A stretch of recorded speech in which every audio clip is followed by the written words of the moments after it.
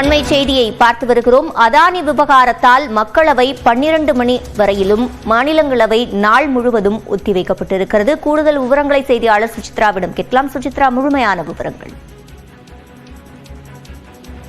நாடாளுமன்றத்தினுடைய கூட்டத்தொடர் இன்று அதிகாரப்பூர்வமாக தொடங்கிய உடனேயே அதானி விவகாரம் உள்ளிட்ட பல்வேறு விவகாரங்கள் தொடர்பாக 2 அவைகளிலுமே இந்தியா கூட்டணி கட்சிகள் சார்பாக அவை ஒத்திவைப்பு தீர்மான நோட்டீஸ்கள் என்பது வழங்கப்பட்டிருந்தது. குறிப்பாக மக்களவையை பொறுத்தளவில் காங்கிரஸ் கட்சியுடைய கொடாவாக உள்ள மாணிக்கம் தாக்கூர் உள்ளிட்ட எம்பிக்கள் சார்பாக மொத்தம் 7 நோட்டீஸ்கள் அவை ஒத்திவைப்பு தீர்மான நோட்டீஸ்களாக வழங்கப்பட்டிருந்தது மிக முக்கியமாக பார்க்கப்படுகிறது. அந்த நோட்டீஸ்கள் மீதான விரிவான விவாதம் நடத்தப்பட வேண்டும் என்ற ஒரு கோரிக்கையை வலியுறுத்தி இந்தியா கூட்டணி எம்பிக்கள் கோரிக்கை முன்வைத்த நிலையில் அதற்கு மறுப்பு தெரிவிக்கப்பட்டதை அடுத்து கடும் அமளி என்பது மக்களவையில் ஏற்பட்டது. இந்த நோட்டீஸ்கள் மீதான விவாதத்தை தற்பொழுது எடுத்துக்கொள்ள முடியாது, அனைத்து நோட்டீஸ்களும் நிராகரிக்கப்படுவதாக மக்களவையினுடைய சபாநாயகர் ஓம் பிர்லா அதிகாரப்பூர்வமாக அறிவித்ததை அடுத்து ஏற்பட்ட கடும் அமளியின் காரணமாக மக்களவை 12 மணி வரை தற்பொழுது ஒத்திவைக்கப்பட்டுள்ளது மிக முக்கியமாக பார்க்கப்படுகிறது. அதே போல மாநிலங்களவையில் வழங்கப்பட்டது சுமார் 11 நோட்டீஸ்கள் மீதான எந்த ஒரு விவாதமும் நடைபெறாது, வழக்கமான கேள்வி நேரமே தொடங்கும் என்ற ஒரு அதிகாரப்பூர்வ அறிவிப்பை மாநிலங்களவையுடைய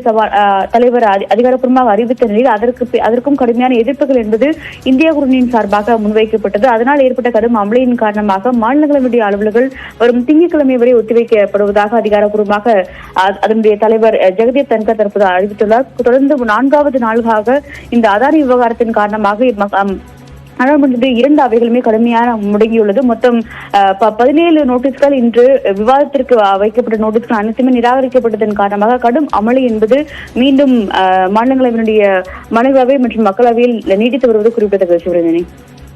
வழங்கியமைக்கு நன்றி சுசித்ரா.